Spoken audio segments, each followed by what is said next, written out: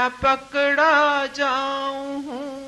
कर्म सेवा साधना से मैं न पकड़ा जाऊं हूँ। निर्विषय निर्द्वंद हृदय में स्वयं आ जाऊं हूँ। निर्विषय निर्द्वंद हृदय में स्वयं आ जाऊं हूँ। मैं अजन्मा मैं अकर्ता मैं अनादि अनंत हूँ।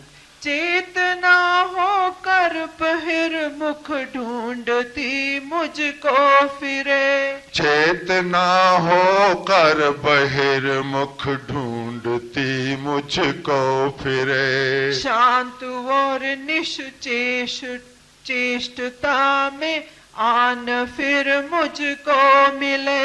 शांत और निश्चेष्टता में आन फिर मुझको मिले। जो बने है जो मिटे है मैं कभी बनता नहीं। जो बने हैं जो सो मिटे हैं मैं कभी बनता नहीं। बनता मिटता जो दिखे आभास है वो मैं नहीं।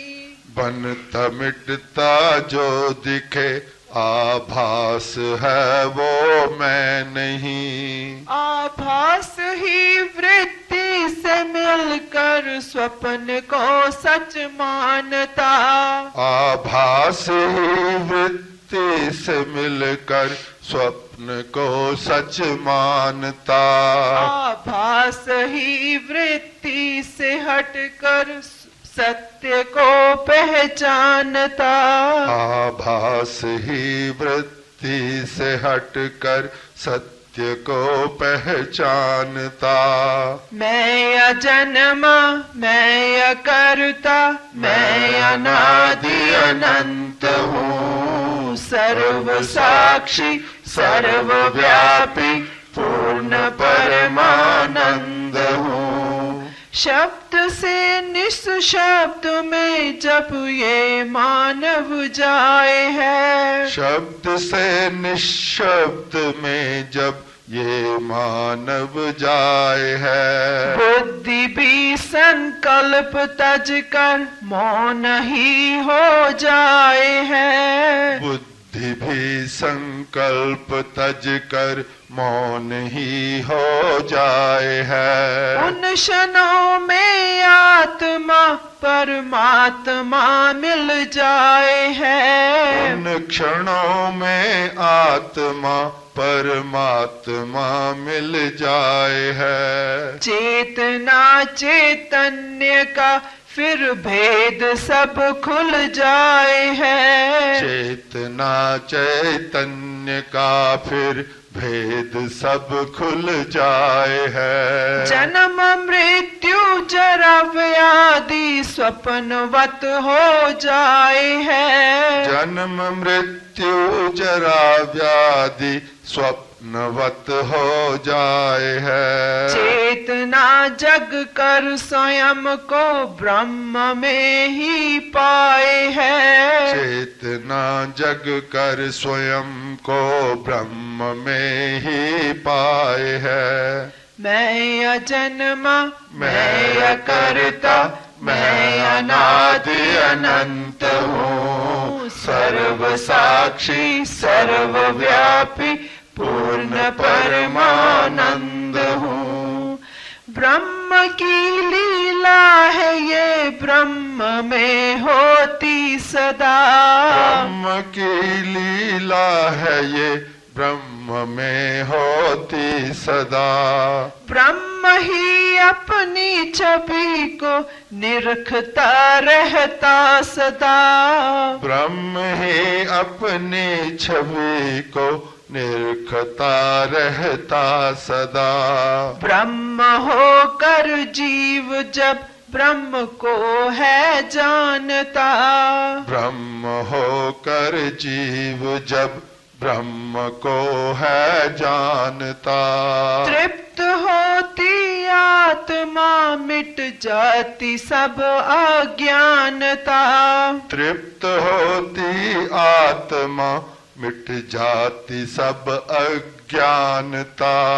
उपनिषद सारे रहस्य को समझाए है। उपनिषद मांडुक्य सारे रहस्य को समझाए है। जो समझता रहस्य को तुर्य पद पा जाए है। जो समझता रहस्य को तुरीय पद पा जाए है। मैं अजन्मा मैं अकर्ता मैं अनादि अनंत हूँ। सर्व साक्षी सर्वव्यापी पूर्ण परमानंद हूँ। मैं अजन्मा मैं अकर्ता मैं अनादि अनंत हूँ। सर्व साक्षी सर्वव्यापी पूर्ण परमानंद हूँ। बोल गुरुदेव भगवान की जय। बहुत अच्छा भाई, सुंदर। कहते हैं ब्रह्मवेत्ता का शरीर नहीं होता, क्योंकि शरीर में अभिमान नहीं होता। जी गुरु जी। शरीर में अभिमान न होने से शरीर होते हुए भी न होने के समान अशरीरी ही रहता, न होने के समान। अज्ञानियों को ऐसा लगता है कि इनका शरीर है, जी। वास्तव में वो शरीर रहित होते हैं, शरीर के होते हुए भी, क्योंकि उनका शरीर से संबंध विच्छेद हो चुका है, टूट चुका है। अनात्म पदार्थों से उनका मन हट गया है। अब तो प्रारब्ध की डोर में बंधा शरीर चलता रहता है। जैसे राहु ने सूर्य को ग्रसा, व्यवहार में कहते हैं कि राहु ने सूर्य को ग्रस लिया, जी। लेकिन समझदार कहते हैं कि राहु तो सूर्य तक जा ही नहीं सकता। जी। राहु का जो स्थान है सूर्य से करोड़ों मील नीचे है, जी। छाया है वो तो राहु सूर्य को ग्रसित नहीं करता, केवल छाया सामने आती है। जी। अज्ञानी कहते हैं राहु ने सूर्य को ग्रस लिया। इसी तरह ब्रह्मवेत्ता का शरीर है, वो अपनी मस्ती में चल रहा है, बैठा है, खा रहा है, लेटा हुआ है। शरीरवान होता हुआ भी वो अशरीरी है। दुनिया की दृष्टि में उसका शरीर होता है, ब्रह्मवेत्ता का अपना शरीर, क्योंकि उसके प्रति उनका लगाव नहीं होता। जी गुरु जी। उसका आकर्षण नहीं होता है। अहिर निर्बल यमनी वायम, जैसे सांप की कैंचुल निकल गई, क्या जी, सांप की कैंचुल निकल गई, इसी तरह वो देह की कैंचुल से निकल चुके हैं, ब्रह्म के साथ एक हो चुके हैं। अब उनका शरीर चलता रहता है,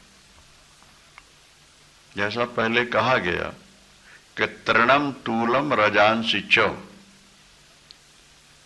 रुई जी, तृण जी गुरु, और धूली के कण, इनके पैर नहीं होते, पर ये चलते हुए नजर आते हैं। कौन चला रहा है? बोले वायु चला रही, वायु चला, कभी उत्तर की ओर जा रहे हैं, कभी दक्षिण जा रहे हैं, कभी पूरब जा रहे हैं, कभी तो वो स्वयं जा रहे हैं कि वायु ले जा रही है? बादल स्वयं जा रहे हैं कि वायु ले जा रही है? वायु ले जा रही है। इसी तरह महात्मा किस दिशा में जा रहा है, कहाँ जा रहा है और क्या कर रहा है? बोले उसके प्रारब्ध की जो वायु है वो उसको अपने घुमाती रहती है और वो चलता रहता है, उसमें किसी प्रकार का रोक टोक नहीं होता उसके। एक बार शंकराचार्य जी और भी लोग साथ बद्रीनाथ की लोग चले हरिद्वार से, जी, रास्ते में मालूम पड़ा कि पहाड़ गिर गया है। जी गुरु जी, रास्ता रुक गया। शंकराचार्य जी ने कहा चलो वापस हरिद्वार चलते हैं।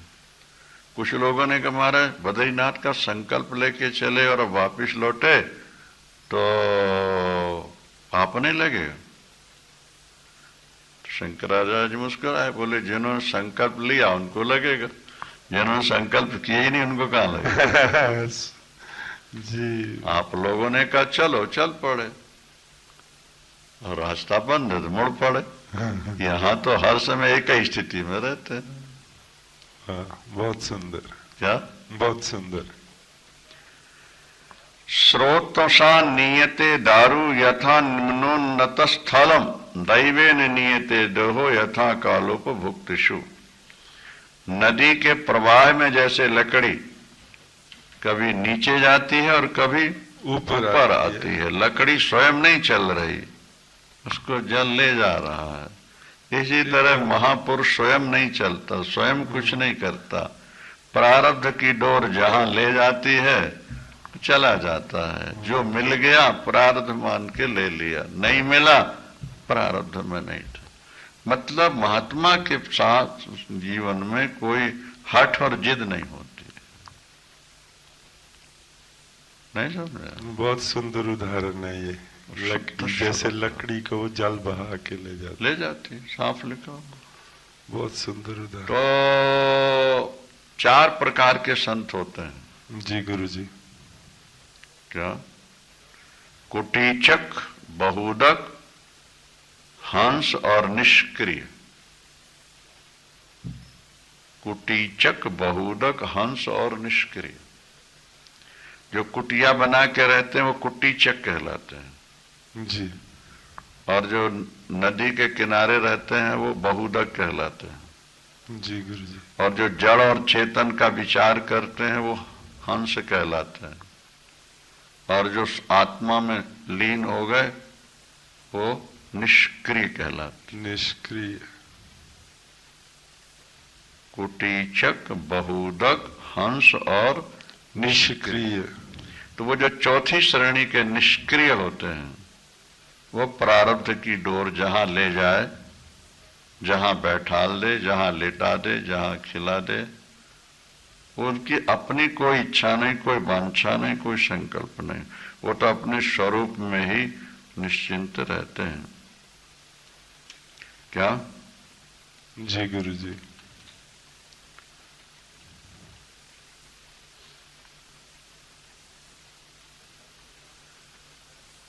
संत का जीवन कैसा होता है? जैसे चक्की है जी और चक्की के बीच में कील है। जी गुरु जी। तो चक्की तो घूमती रहती है, कील जहां की तहां स्थिर रहती है। जी। महापुरुष का शरीर तो चक्की की तरह घूमता रहता है, लेकिन उनकी वृत्ति अपने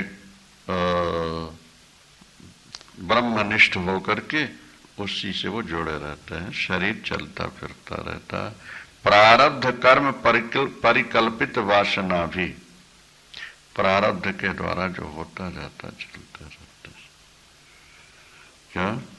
जी गुरु जी। ब्रह्मवेत्ता पुरुष अत्यंत सघन आत्मानंद रस का पान करने से मतवाला होकर साक्षी रूप से स्थित रहता हुआ इंद्रियों को न तो विषयों में लगाता है और न विषयों से हटाता है। वह अपने कर्मों के फल की ओर तो देखता भी नहीं, हटाना भी एक इच्छा है ना। जी गुरु जी। लगाना भी इच्छा है। इसलिए कहा ना कि जो निष्क्रिय संत परमहंस अवधूत हो जाते हैं उनके लिए कोई विधि निषेध नहीं होता। अच्छा खा लें तो और गंदा खा लें तो कोई फर्क नहीं, लेकिन इच्छा नहीं करते। कसौट जो आ गया, जो मिल गया बोले, पर ये चाहिए ऐसा नहीं करते। सच्चिदानंद भगवान की जय। समझ में आ गया ना? जी गुरु जी। शैलूषो वेश सद्भावा भावयोश्च यथा पुमान् तथैव ब्रह्मवित् श्रेष्ठा सदा ब्रह्मैव न परः। जैसे नट वेश बनाता है, कई तरह के वेश बनाता है, तो जो वेश बनाता है वही उसको कहते हैं। लेकिन जब वेश नहीं है तो एक व्यक्ति मात्र होता है। भाई राम बना तो लोग राम कहने लगेंगे, रावण बना तो रावण कहने लगेंगे जी, सुग्रीव बना तो सुग्रीव, लेकिन जब वेश नहीं है तो रामलाल हलवाई तो वो एक पुरुष ही है जी।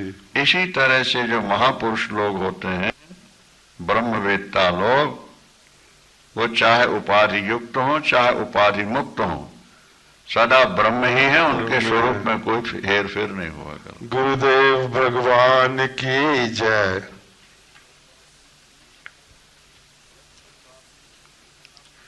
यत्र क्वापि विशीर्णम सत्पर्णमिव तरोर्वपु पततात ब्रह्मीभूतस् यते प्रागेव तच्चिदग्निना दग्धम। कहते हैं सन्यासी का शरीर जलाया नहीं जाता, उनको जल समाधि दी जाती है जी। महाराज जी को भी जल में समाधि थी ना काशी में। जी। क्यों नहीं जलाते? बोले ज्ञान की अग्नि में वो पहले जल चुके। जो पहले ही जल चुका है उसको दोबारा जलाने की क्या आवश्यकता है? जो पहले जला नहीं उसको जलाओ, जला के जल में बहाओ जी गुरुजी। पर जो पहले ही जल चुका है जल में बहा दो, उसको तो बहा ही दो, जलाने की क्या जरूरत है? कितनी ऊंची बात है जी। हाँ, यहां लिखा हुआ है कि जहां तहां गिरे हुए वृक्ष के सूखे पत्तों के समान ब्रह्मीभूत यति का शरीर कहीं भी गिरे वह तो पहले ही चैतन्य अग्नि में दग्ध हुआ रहता है। पेड़ से पत्ता गिरा जी कहीं गिरे कहीं जाए, जी। यही तरह जो चैतन्य अग्नि में शरीर को पहले जला चुका है, जड़ चेतन की ग्रंथि खोल के ब्रह्मीभूत हो गया है, अब उसका शरीर कहीं गिरे कैसा ही रहे वो तो दग्ध ही माना जाएगा। चाहे कुत्ते खा जाए, चाहे गीद खा जाए, चाहे पानी में डाल दो, पर यह नहीं समझना होगा कि उनकी सदगति नहीं हुई। जी गुरुजी। उनकी तो सदगति ही होती है। सदात्मनि ब्रह्मणि निष्ठितो मुने पूर्णा द्वयानंद मयात्मना सदा न देश कालादिष्ट प्रतीक्षा तंगमांस बिट पिंड विसर्जनाय। सत्स्वरूप ब्रह्म में सदैव परिपूर्ण अद्वितीय आनंद स्वरूप से स्थित रहने वाले मुनि को इस त्वचा मांस और मलमूत्र के पिंड को त्यागने के लिए किसी योग देश काल आदि की अपेक्षा नहीं होती। जिसको पूर्ण बोध हो गया, आत्मनिष्ठा जिसकी दृढ़ हो गई, उसको लिखा है काश्याम स्वपच ग्रह्योर मरणे नान्तरम। चाहे वो काशी में मरे और चाहे चांडाल के घर में मरे, उसको तो मुक्त होना ही है। उसके लिए चांडाल और काशी दोनों, चांडाल का घर और काशी दोनों एक समान। इसलिए साधु सहज समाधि भली जब कही ना कबीर ने, वहां एक लाइन और भी है। वो लाइन ये है,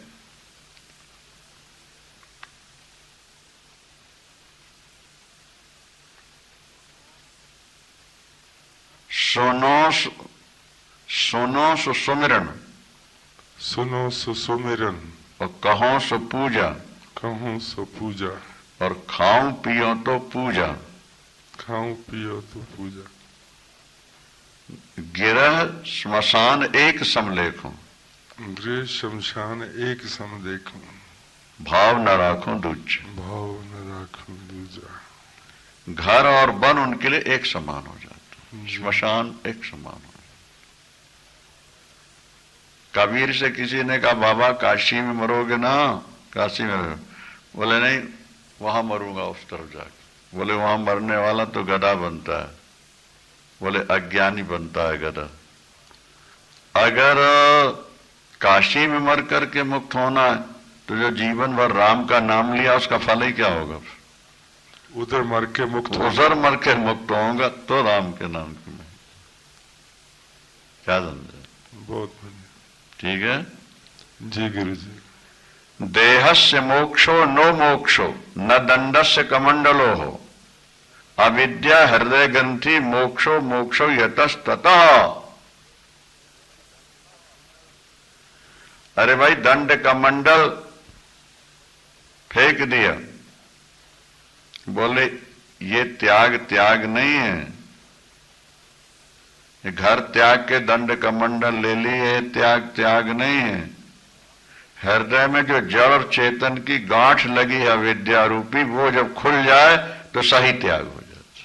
बहुत बढ़िया। इन महापुरुष ने ग्रह त्याग दिया, बोले इससे कोई फर्क नहीं पड़ता। अब तो इन्होंने दंड भी छोड़ दिया और कमंडल भी छोड़ दिया, नहीं तो बोले अभी भी कोई फर्क नहीं पड़ा। जब तक जड़ और चेतन की गांठ न खुल जाए तब तक बाह्य त्याग से विशेष लाभ नहीं होगा। अविद्या हृदय ग्रंथि मोक्ष। क्या भाई? जी। अविद्या हृदय ग्रंथि मोक्षा। जो अविद्या शरीर के साथ जो चेतन की गांठ लगी पड़ी है जी, वो खुल जाए। शरीर कहीं रहे कैसा ही रहे, इसके साथ कोई कैसे ही व्यवहार करे और हमें ऐसा लगे कि दूसरे के साथ व्यवहार हो रहा, हमारे साथ नहीं। अष्टावक्र जी ने कहा पश्चित्वन्य शरीरवत। जैसे हम दूसरे के शरीर को अपने से भिन्न मानते हैं जी, और दूसरे के साथ कुछ हो रहा हो तो हम पर खास असर नहीं पड़ता जी। इसी तरह जब तुम जीते जी शरीर को भी दूसरे का शरीर मान लो और शरीर पर पड़ने वाले व्यवहारों का तुम पर कोई प्रभाव न पड़े तो तुम ब्रह्मनिष्ठ महापुरुष, तुम्हारी हृदय गिनती खुल गई। वो यहां कह रहे हैं वृक्ष का सूख कर झड़ा हुआ पत्ता नाली में, नदी में, शिवालय में, चबूतरे में कहीं भी गिरे जी, उससे वृक्ष को क्या हानि लाभ हो सकता? कुछ नहीं, कुछ नहीं। बोलो। तो आत्मा तो वृक्ष की तरह है और शरीर पत्ते की तरह है। ये पत्ता कहीं भी जाए, कुछ भी हो, कैसा भी हो, आत्मा में क्या फर्क पड़ने वाला है? आत्मा तो वृक्ष की तरह स्थिर एक जगह, कूटस्थ है, निर्विकार है, व्यापक तत्व है। गुरुदेव भगवान की जय। पत्रस्य पुष्पस्य फलस्य नाशवद देहेन्द्रिय प्राण धियम विनाशः नैवात्मना सदात्म कस्याद आनंद कृतेर वृक्ष वदस्ति चैषः। क्यों? सूखे पत्ते फूल गिरे, नष्ट हुए, इसी तरह से देह इंद्रिय प्राण मन और बुद्धि, इसका बना ये जो पुतला है अनात्म तत्व, कहीं भी गिरा, कुछ भी हुआ, उससे आत्मा का नाश नहीं होता। आत्मा तो वृक्ष के समान सदा निश्चल रहा। जी गुरु जी। प्रज्ञान घन, प्रज्ञानम ब्रह्म है ना? जी गुरु जी। प्रज्ञा, प्रज्ञान घन इति आत्म लक्षणम, ये आत्मा के लक्षण। प्रज्ञान घन क्या? ये उसके लक्षण का सत्य सूचक है। और अनद्योपाधिक वो कथयंती विनाशिनम, तो जो विज्ञान घन है उसका नाश कैसे होगा?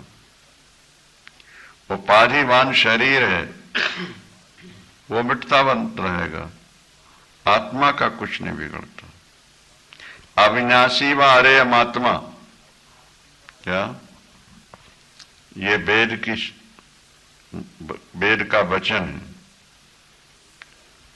वेद का वचन है जी। क्या? अविनाशी अरे अमात्मा, ये जो आत्मा है ये अविनाशी है।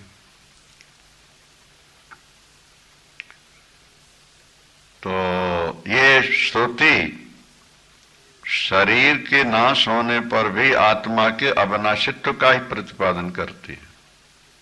ठीक है जी गुरु।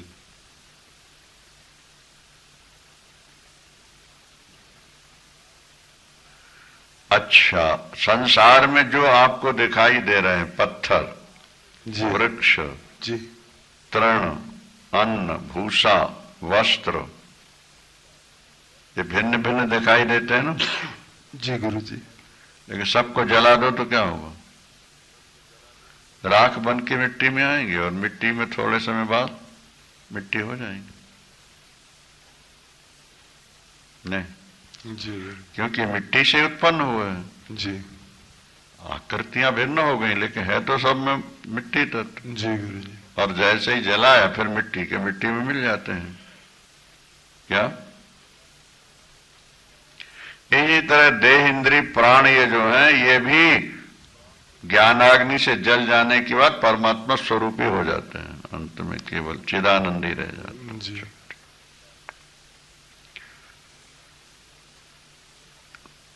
जैसे सूरज का प्रकाश होने पर अंधकार उसी में लीन हो जाता है, तथैव सकलम दृश्यम ब्रह्मणि प्रवलीयते, उसी तरह सकल दृश्य भी परमात्मा में लीन हो जाते। अरे रात्रि है, कितना अंधकार है, सारे देश में कितना अंधकार होगा सोचो।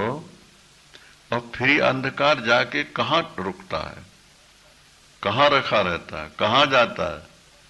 बोले बाबा अंधकार की सत्ता नहीं है, ये तो जब प्रकाश आता है तो उसी में मिल जाता है, और जब प्रकाश जाता है तो फिर दिखाई देने लगता है। तो जैसे अंधकार प्रकाश में मिलकर के एक हो जाता है, जी इसी तरह ब्रह्म ज्ञान होने के बाद यह संसार ब्रह्म में मिलके एक ही हो जाता है। फिर संसार दिखाई नहीं देता, केवल ब्रह्म ही ब्रह्म दिखाई दे, ब्रह्म ही ब्रह्म दिखाई दे।